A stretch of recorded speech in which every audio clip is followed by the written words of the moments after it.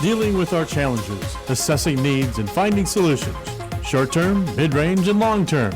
Solutions can find us working in the margins. Today's world is a tough baseline. It's more difficult than ever to just exist or get by. And it's not getting any easier.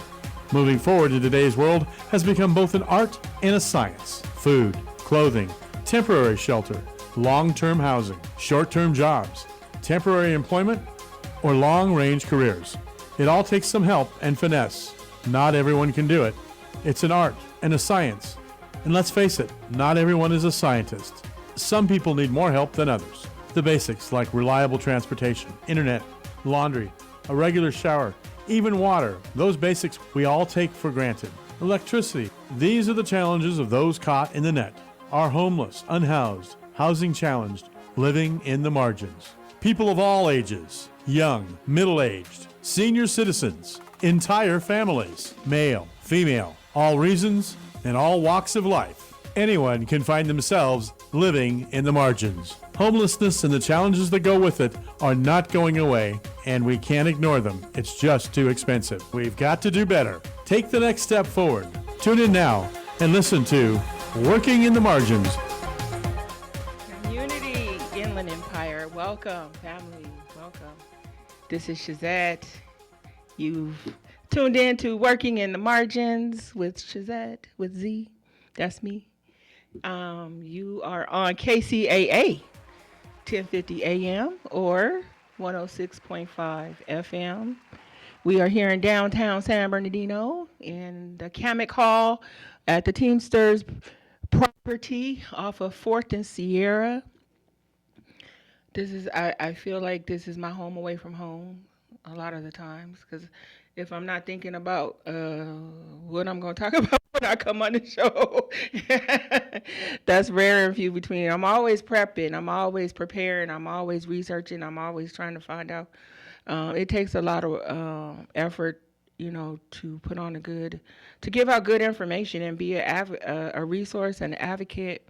So again, you've reached Working in the Margins, and this is my Surviving and Thriving episode, Surviving and Thriving in 2025. So how we doing out there, folks? I know times are tough. I don't know if they tough for everybody, but they tough for most of the people that I know. And not hard to the fact where we can't survive it, but hard to the point where Christmas is looking different in a lot of households because money is funny and change is strange. And, our dollars are having to stretch more ways than I think we intend.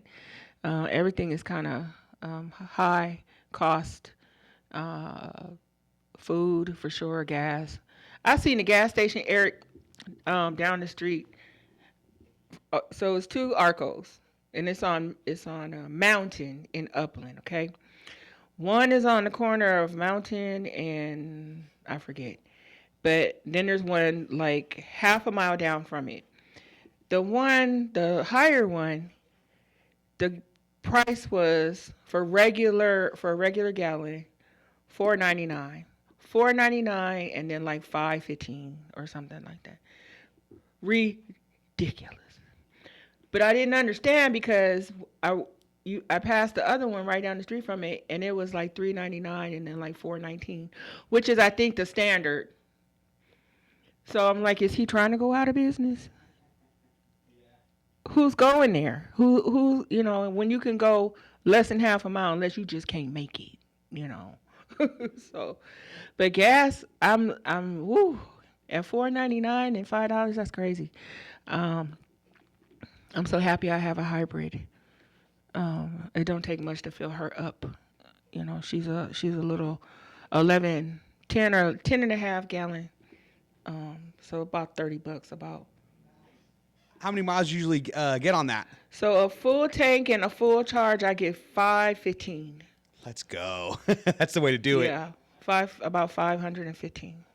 Yeah, so it was well worth it because I drove a Jeep, a big Jeep.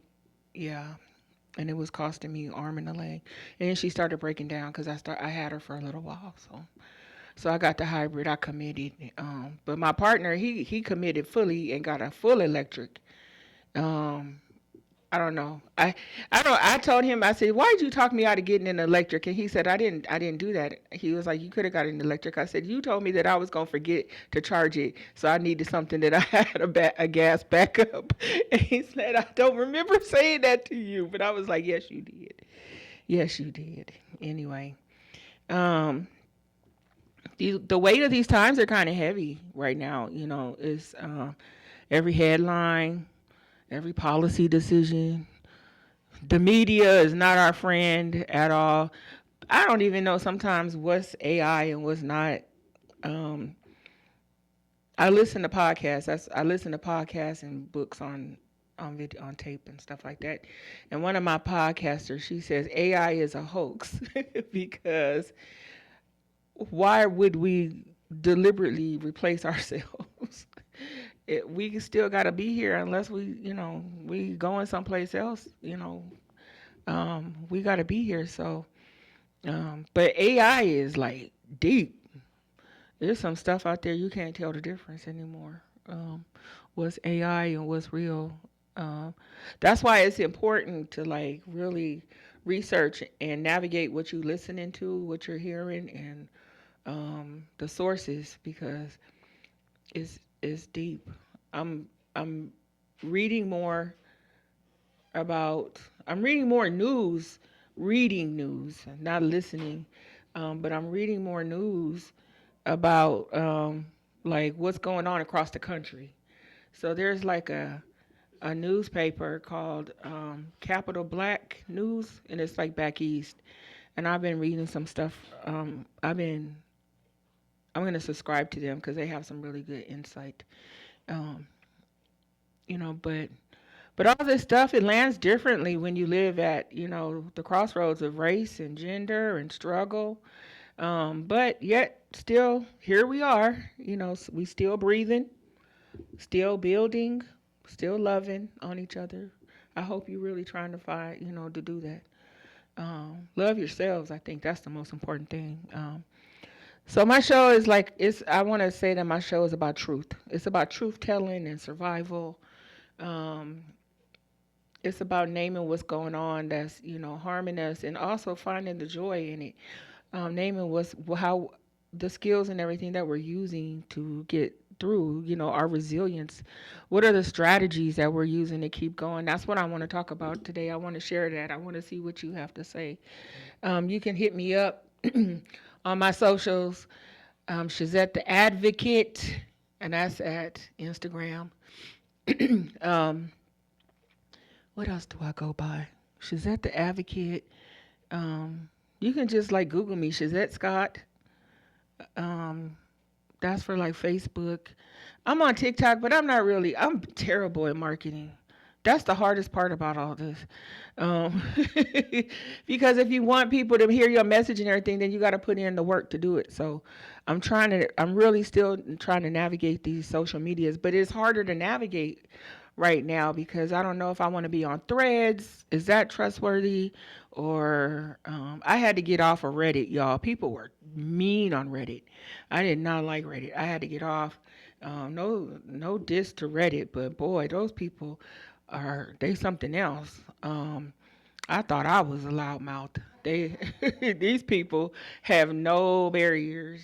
It seems like it's a lot easier to be anonymous on Reddit, correct? It is. So then I think that also brings out the courage for people to be more Yes. like nasty, Yep, those which is unfortunate. keyboard warriors. Exactly. Yeah, because you don't even you don't have to have your own name and you don't have a meme. It's a meme that looks nothing like you. My meme and they pick it for you. So it had nothing to do with who I was, so I was like, okay, cool. But it's okay, cool until everybody else is like, okay, cool. Because they can say whatever they want to say to you in your post or reply to your post and things like that. So I was like, I don't need that kind of negativity in my life. So I don't engage in Reddit. I'll go on there sometimes, but I don't engage in Reddit. There's too many too. There's like Blue Sky. There's There's another one where people who left the Twitterverse or I don't even know what they call it now. They started like their own kind of liberal sided. Is that one the Blue Sky one? It's Blue Sky, but there's another one. Oh, there's another. Yeah. Yeah. There's just so many nowadays, huh? There are, because it's like everybody's like, I don't like that platform, so I'm gonna start my own, you know, which is not a bad thing. It's not, people want. I want to encourage people to still keep trying to find platforms to share their voices. Don't let anybody, intimidate you into. And I think there was a lot of that going on some of those other platforms too, like Twitter or I don't even remember the name of it, but. And then they let people on there that they have no discretion. So you just got, wackadoodles on there sometimes saying whatever they want, I guess people say the same thing about us on Threads and stuff, I don't know. I feel like Threads is more of a left-leaning, liberal type of playground, social media, and it's fun sometimes. It's fun to hear, I like comedy, and it's a lot of comedy on there. It's a lot of comedy. People say some outrageous stuff, and they have really funny memes and things like that. And then some of my like comedians and stuff that I really like, they're on there. So, and I love when my comedians make fun of the current president. Because it makes me not take him so seriously. Like I don't look at him like, you know what, you got your finger on the trigger and you're gonna, if you can make me laugh at you, then I'm like, okay, there's still some humanity, still just a little bit, so I want to start talking about like, what are we doing for survival during this time, are we refusing to let our systems steal our humanity? I want to break down some of those things, some of those narratives, and talk about how we can better advocate for better standards, better practices, how we can build up our emotional survival. So let's get started. I want you first. We're gonna get started. We're gonna take a deep breath. Take a deep breath with me. Take a deep breath. And count it out. 1, 2, 3, 4. I can't take a good deep breath, but I'm gonna try. So 1, 2. Okay. Inhale the truth, and exhale the fear. Inhale the truth and exhale the fear. So let's start with the media. The way stories are told, the way that we hear things, it matters. It matters. There was an incident this past Sunday where somebody that I really admired and his partner, his wife, they were murdered in their home. And he's a prominent, he's a prominent director of film. He was an actor. Most of you probably, a lot of people know and grew up with Rob Reiner. But he was also like, for his adult life, after he was like not making movies and not doing so much direct, he's always been an advocate for people, period. All marginalized communities. He's fought for different marginalized communities. I think most famously was the same-sex marriage standards and bills that were going through California, and we won that right for same-sex marriage. He was very instrumental in that. But sadly, on Sunday, he was murdered. Him and his wife were murdered. And it sounds like domestic violence, and which is always sad, when you're family and you turn on each other, and take each other's lives. But first of all, I'm going to pray that his legacy lives on and that we continue to advocate. That's why I wanted to do this show. I wanted to talk about what advocacy looks like, how to do it safely, and why it's important. And also, if you got issues and stuff going on around domestic violence in your homes, or, troubles with your children or your family or whatever, get help. I know these folks probably tried a lot of things, and they had means, so maybe they did everything that they could, and this was just the outcome. which is sad, because they were young. Well, relative, he was 78 and his wife was 68. But nobody deserves to be taken out of the game when they're not ready to be taken out the game. He still had a lot to offer. I was still listening to him advocate for what's going on in this government right now. So, um, but why messages matters. Okay, so how stories are told matters. So all day, all yesterday, and everything I've been hearing, I watched the news. I've been listening to the news because you just can't trust people, these TMZ things and things like that. Okay, so um,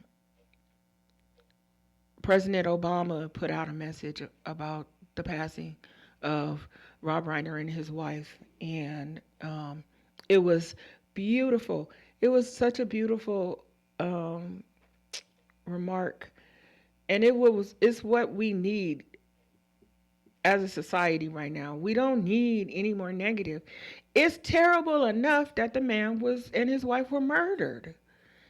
You know, we don't need anything. So mostly every sensical person, they offer condolences and talked about his impact and things like that, but not the person that is supposedly running our government in the top position. He put out the most, it was just horrible. There was no way to describe it. It was horrible words, horrible remarks, untrue, um, it political, just political, viciousness. Just no need for that. No, but first of all, nobody asked you how you felt. We know you didn't like him. We don't need you to continue to tell us how you don't like him. I grew up under the notion of if you don't have something nice to say, then don't say anything at all. How hard is it not to say anything? I don't have any good thoughts about this person. I'm just not going to say nothing because it's not going to matter, if I do or if I don't. That person didn't matter to me and I probably didn't matter to them. So keep your mouth shut. But no, not this guy. This guy just runs off at the mouth like, I don't know, oh. But you know what? You reap what you sow. So maybe that's what he's been reaping because that's all he's ever sown. Bad words, um, you know, terrible recollections, it just is horrible. But what we needed in the moment, what we needed as a community, as society, as a country at the moment, because so many people were, recalling how Rob Reiner affected them was compassion. He had kids, he had family. Compassion. Who wants to hear that about their deceased, murdered loved one from the President of the United States? Just tragic. And it matters. My whole outlook, so all of the sad was just taken up with anger. That's how it was. You can't even be sad. You can't mourn somebody. You can't just, let's have some good thoughts. I'm waiting to see the little documentaries and all that stuff so I can see all the work that he did. Some of our, classic movies, that he did. But I knew him from when I was a kid, and I was watching this show called All in the Family. I just dated myself, man. All in the Family, and it had a character on there by I think it was Carol O'Connor. His name was, but his character was Archie Bunker. Archie Bunker. Archie Bunker was the first white racist I think that I was exposed to and knew of, and on TV. It was on TV. He was a character developed by Norman Lear. That was indicative of the times. It wasn't it's when I learned about, hey, these are some of the things that these white racists feel about us black folks and Mexicans and things, us people of color. And they let Archie's character say that, say those things and interact in those things. So it was an education For me, a lot of people were like, "Oh, that's a terrible character." But if you were coming up in that time, like I was, and you hadn't really been exposed, because I was living in South Central, I hadn't really been exposed to racism or anything like that because I was always around black community. But then I moved out here to Altaloma at 13, 14, 13, around there, and it was all white people. So I didn't. It wasn't like I thought, oh, all white people are racist. They Archie Bunkers. No, but I digress. Rob Reiner's character, they called him, his nickname from Archie Bunker was Meathead. And I always thought it was funny because that became like the thing, like, how kids, they hear something and they be like, "You're a meathead," because it's like a bad thing to say about somebody. So I remember those times and hearing that people, lodging that, "You're a meathead," But that was his character's nickname, and he was married to Archie's daughter, Gloria. Another wonderful actress. I forget her real name, but she was another one.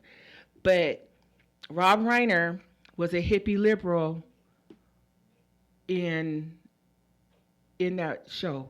That was his character's, that he was a hippie liberal. And they called him that. He was like, the hippie liberal. But he was a hippie. But he advocated, he was just one of those get on your nerves advocates, because he advocated for everything, even if it didn't have nothing to do with them. But it always seemed relevant. It just was relevant. And he was like the first, I want to say I was like 9 or 10 or 11. He was the first, I had to be watching it in reruns. That stood up to this racist white man, Archie Bunker, and it was just thrills. He was the thrill. I watched because I look forward to what interactions Archie was going to have with Meathead. And we definitely need more of Rob Reiner's. We don't need any more of the president. I don't even think we could take any more. But what the president didn't like about Rob Reiner is that Rob Reiner was an advocate and spoke up for people. And about the bad, about the negative. And what was important, I'm gonna share this. I've been tossing this back and forth. I'm gonna share this. So, and I'm gonna go to break. I'm gonna share this and I'm gonna go to break. And then when I come back, I'm gonna talk about it more.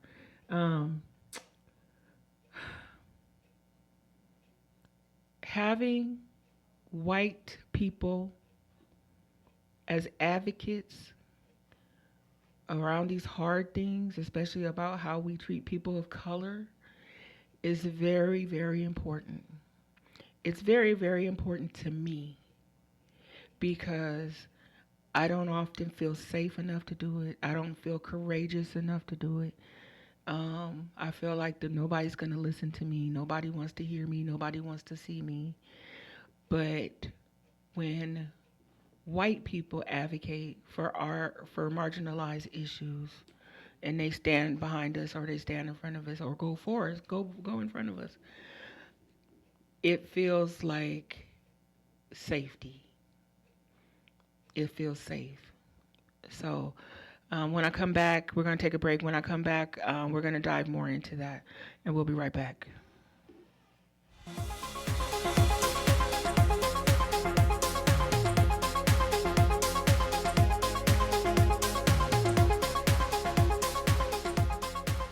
Miss something today, yesterday, last week? Check out our podcasts at www.kcaaradio.com. We leave no listener behind. One of the best ways to build a healthier local economy is by shopping locally. Teamster Advantage is a shop local program started by Teamster Local 1932 that has brought together hundreds of locally owned businesses to provide discounts for residents who make shopping locally their priority. Everything from restaurants like Corky's to fun times at SB Raceway and much, much more. If you're not currently a Teamster and you want access to these local business discounts, contact Jennifer at 909-889-8377, extension 224. Give her a call. That number again is 909-889-8377, extension 224. KCAA. Where life's much better. So download the app in your smart device today. Listen everywhere and anywhere. Whether you're in Southern California, Texas, or sailing on the Gulf of Mexico, life's a breeze with KCAA. Download the app in your smart device today. I'll be sailing out of yesterday in the Gulf of Mexico.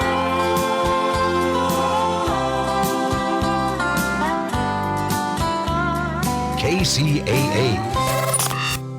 Backstory with Lillian Vasquez offers an intimate look into the lives of local artists, entrepreneurs, visionaries, and legends, one compelling story at a time. Whether reconnecting with beloved childhood TV icons, exploring the journeys that have shaped lives and inspired change, raising awareness on important issues, you'll find it all on Backstory with Lillian Vasquez. Thursday evenings at 8 p.m. on KCAA 1050 AM and 106.5 FM on our smartphone app and streaming on iHeartRadio.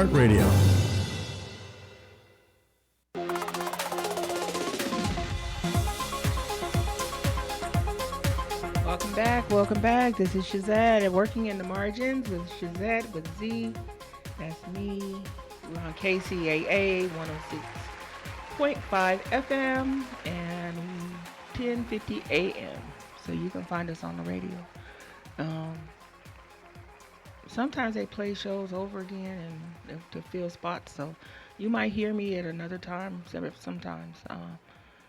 But you can find me here on Tuesdays live and on YouTube. Tuesdays I'm here from 3 to 4. What do they say, Eric? You can hear us in Paris, California or Paris, France. So I like that. I like that. So I want to jump back in so I don't lose momentum or my thoughts. And I'm going to say rest in peace, Rob Reiner. Thank you for your advocacy and going in front of us all to fight for the rights of others. I greatly appreciate that, and I know a lot of other people do too. Let's talk about how some of these narratives translate into lived reality. Housing policies that push families into instability, cuts to public schools, attacks on inclusive education. They rob our kids, of the tools that they need. Healthcare access is shrinking, especially for reproductive justice and disability rights. I know some of you on December 15th had to make a decision about your Medicaid or your Obamacare or your ACA. I was told if I wanted people to hear me, I should not call it Obamacare because the connotation, people don't know that Obamacare and the ACA is the same exact thing, but when you say Obamacare, people tune out. And that's just unfortunate, but it's Medicare, it's medical coverage, affordable medical coverage. And so many people love it and they're on it and they've been able to get medical care and have, adequate medical care. But some of the decisions of this current administration are moving thousands and thousands of people off of their medical benefits onto catastrophic care where you can't even you just can only use it if something terrible happens, and that's just awful, to know that in order to go to the doctor, you got to be, death or dying,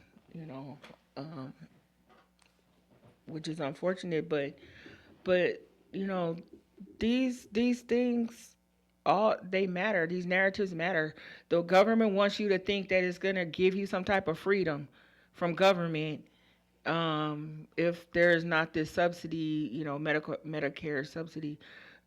And the whole narrative about healthcare being free for all just gets lost, and they have us fighting over the scraps that they're giving us. And so when the big picture is we should have universal health care in this country. We should have universal health care in this country. Medicare, medical right benefits are a right. Health care is a right. But But they got us, they taking away with little. They want to take away what little rights we have. Um, they want to, even around our immigration policies, they continue to criminalize families that are, trying to seek safety here, in this country because it's unsafe where they come from through no fault of their own, you know. But they want to come here and they want to make a better life. Um, I think the most key thing here is intersectionality. We need to make sure that we are looking at, not just immigrant, you can say when people say immigrant, they think Mexican immigrant or, Spanish or Latin, that's what they think. But there are some Somali people here, Nigerian people here, Asian people from Japan and China, from all over the world that have overstayed their visas or they came here for looking for a better way or what have you. And that these same marginalized people, they face the same challenges. A black immigrant mother faces challenges that are then compounded by race and gender and immigration status. A disabled youth of color experiences exclusion in both education and healthcare. That's deep. That's deep. They're not over. They're not. That's what intersectionality is. They're not separate struggles. They overlap, and they demand answers and solutions that honor the whole person, everything about the person. I think I told you last show that I am firmly committed to the knowledge and to the fact that race is a construct, is a social construct. We have shades, not colors. We are not, there's shades. We are shades of a spectrum. Unfortunately, we made race up in order for some to control others. And because of that, we have less than people. We have a whole, marginalized community, substandard community they're just by the nature of the color of their skin, they are always going to be less than. But they're not less than, but they're going to get less than. Because I think that we all have exactly what we need to survive through life, I believe, in 2 times. And I think that there have been more popular times when we got together and we did things and did miraculous things in our communities. I was in a group about 2 weeks ago, and we were talking about, the topic was segregation, yes or no. And immediately I'm like, segregation? Well, no, we don't want to be segregated.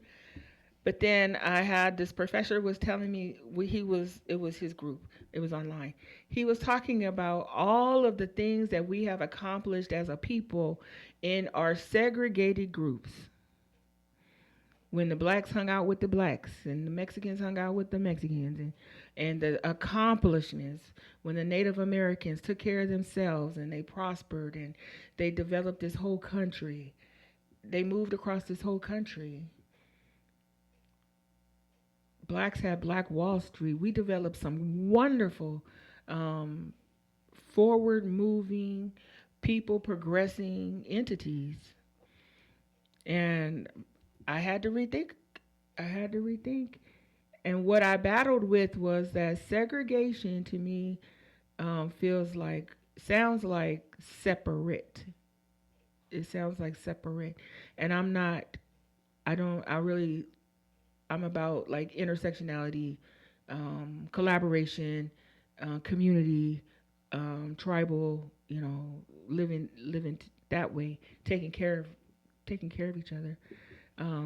But I was challenged in this conversation. I was very challenged in this conversation. Because I'm like, we got to treat the whole person. We got to treat, we don't want to just, but it wasn't, my argument was weak. I didn't have a strong argument. But I still feel like there's been benefits of integration. I really feel, but this is also the first year that I have felt like they're trying that integration. They're trying to stop integration. That they're trying to bring back segregation as much as possible. And why does this matter? Why does this all matter? Because when we talk about marginalized communities, we're talking about our neighbors, our families, and ourselves. And the truth of it is policies just don't happen in Washington. They show up in San Bernardino, in Los Angeles, in Chicago, in Atlanta. That's where I'm going this weekend, y'all. I can't wait. Happy birthday to Neil. She's 50. They show up in our schools, our offices, our hospitals, everywhere. That's where they show up. And we have to be advocates for that. We have to be advocates for that. So I think I'm going to take a break right by now.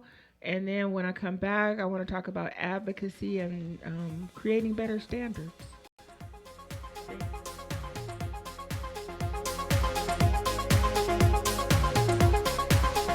Hi, folks. It's Milan Vukovic from the Tahibo Tea Club. We just received our first shipment since the new tariffs, and because our tea is harvested deep in the Brazilian rainforest, we had to pay a 50% import tariff just to release it. Once we run out of our current inventory, prices will go up. Right now, you can still stock up at today's pre-tariff prices by calling us at 818-610-8088. 1 pound of original Pure Pau d'Arco Tahibo tea is $49.95, or take advantage of our multi-pack discounts such as buy 3 pounds, get 1 free. That's a 4-pack discount of 25% for $149.95, or buy 5 pounds, get 3 free. That's an 8-pack discount to 38% for $249.95. Stock up now. Call us at 818-610-8088 or visit TahiboTeaClub.com. That's 818-610-8088. KCAA.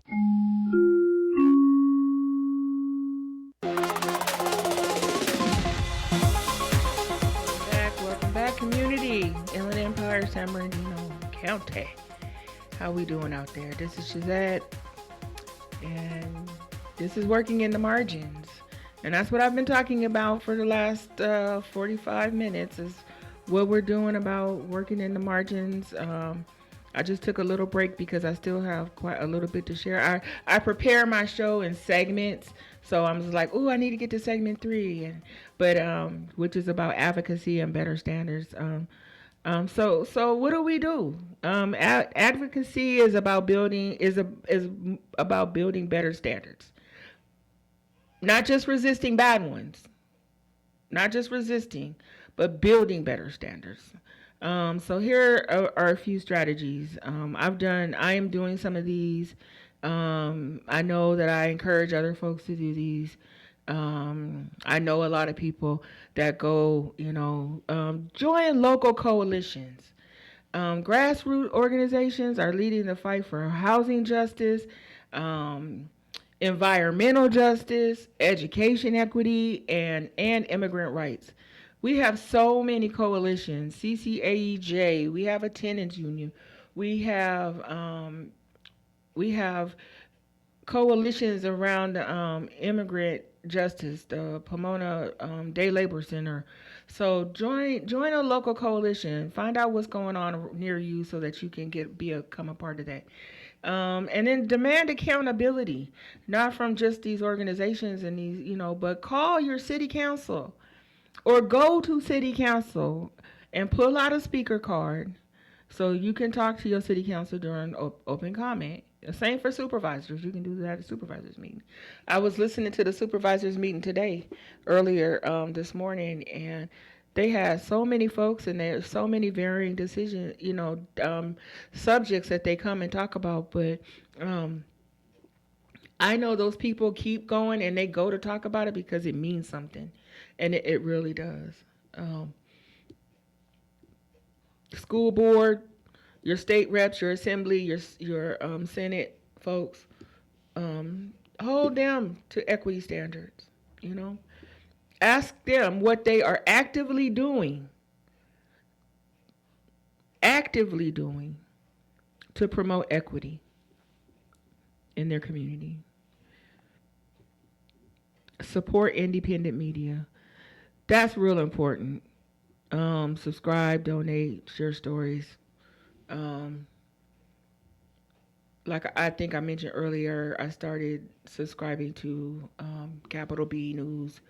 It's from back east. Just some really. I listen to a lot of podcasts. I subscribe to some of them. But I listen to a lot of podcasts, a lot of independent thought, a lot of, I listen to independent thought people and thinkers because I want to be an independent thought person. I don't want to be a sheep.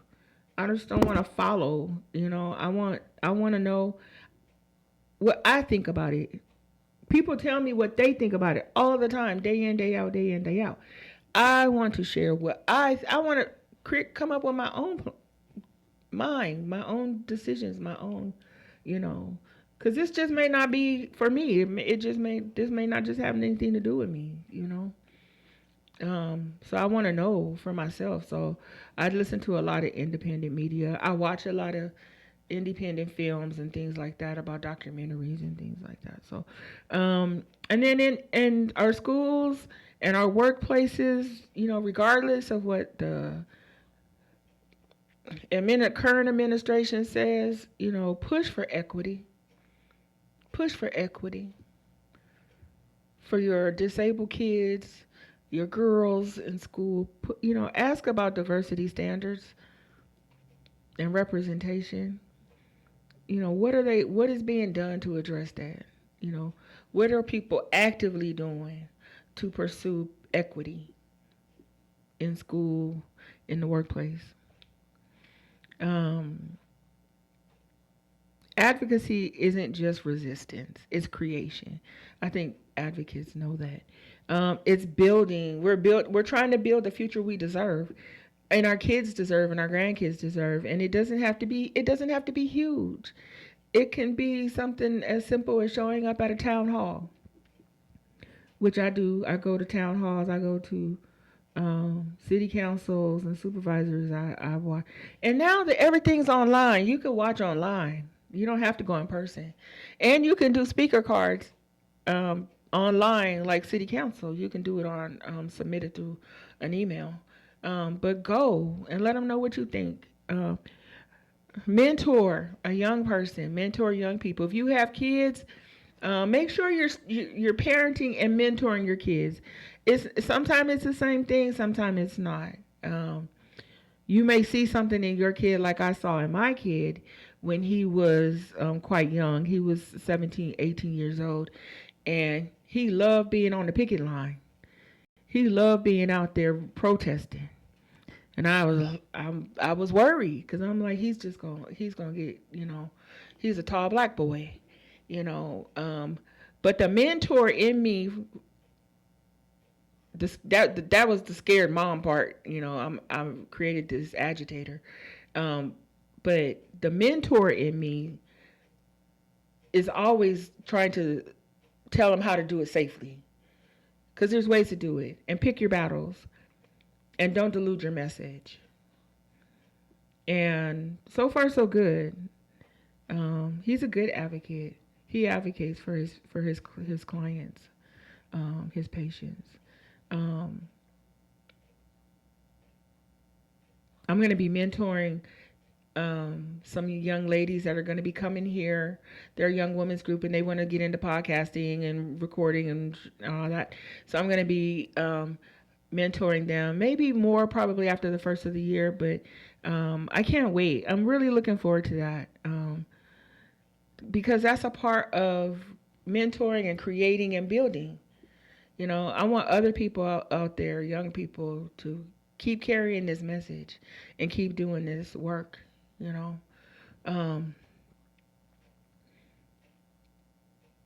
Emotional survival and healing, because we need that. We need to check in often. it's sad. I hear so many folks that are trying to, they're doing permanent things for, temporary situations. They taking themselves out of the game, they taking others out of the game, and they're, this is all temporary, folks. It's temporary. We've been here before. We got through it. And I can't say we might not go through it again. I'm not a mind reader. I feel like I lost my political mojo. So I have no idea who is going to be in office after this guy or who's going to step up to the plate. I don't know. I know I do want to ask around some of my folks here in San Bernardino if they're going to run for supervisors when supervisor seats come up, because we definitely need a change in some supervisor, in the supervisor representation here in San Bernardino. We just don't. I have one supervisor that sits on that on the San Bernardino supervisor. He's not even my supervisor. He's a supervisor of the area where I work. But he's the only representative that I feel I have, and on the dais when I watch supervisors meetings. It is sad, that nobody else holds my, my deep-seated, my deep-rooted, desire to make sure that all boats float. Some of them are just making sure that their boats float. So let's be honest. I think I've been honest about this, but the times are heavy. I don't want to put rose-colored glasses on, and say there is collective exhaustion, grief, and anger. But survival is not just about policy; it's about our spirits, how we feel. And here's some of the things that I lean on: community care circles, spaces where we check in, share food, and remind each other we're not alone. So I am so lucky because where I work with a bunch of people that are like me and they believe how I do. So I hardly ever feel alone in this fight, ever. Storytelling and art, poetry, music, painting, resistance lives in creativity. Like me having this platform and being able to come to you and talk to you about how I feel about things, and maybe you hear me and you feel different about things. Mindfulness and journaling. I'm doing more reading right now than writing, but I have decided that I'm going to write a book next year about housing, about affordable housing models. And I have been thinking about this for like 6 months. So I was like, do I want to do it? Do I want, but I think it's important that I write this book about affordable housing models in San Bernardino County, and how I feel like alternative affordable housing models are going to help alleviate homelessness to a great degree. I kind of feel like at this point it's my responsibility to write that and put that out there into the community, because we have to start concentrating on that. We have to start figuring out where we're going to house our homeless and our unhoused people. Seriously, we have to. So that's my next year goal. And then the most important thing, because I think when you're on the run all the time and you are, you're battling and you're, advocating, and we forget to rest. And we don't rest until we're sick and tired. I got a cold, I got this, I say I'm sick, and we were like, and then that's our excuse to rest. Oh, I'm not feeling well, or I have this, or I have that. When we should be resting regularly, because it's hard and it takes a toll. Things take a toll.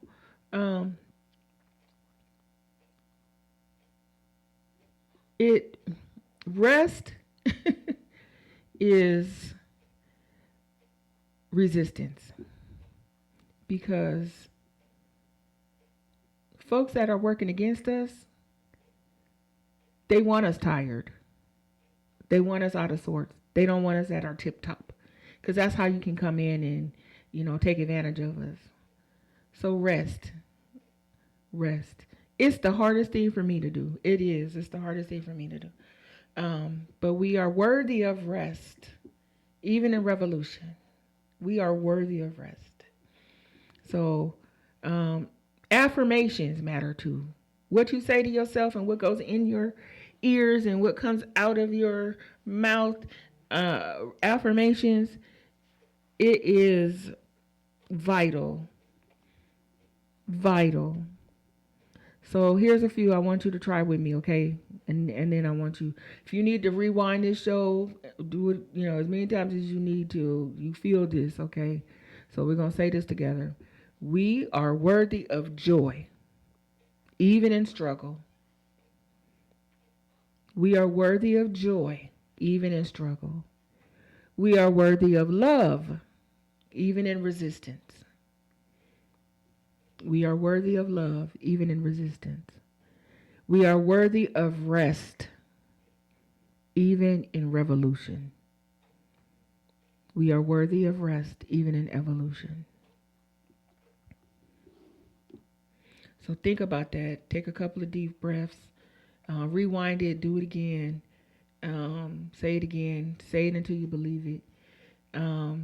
So we talked about a lot today. I have a call of action for you. Share this episode. Join a local effort. Or simply rest and recharge. Advocacy is a marathon, not a sprint. And survival is collective. And I'll leave you with these words from Audre Lorde. She's one of my favorite poets.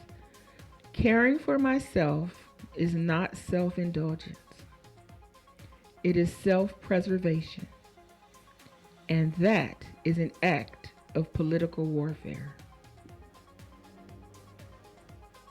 Families, San Bernardino, keep caring, keep resisting, keep thriving. And I will see you next week. Have a great weekend.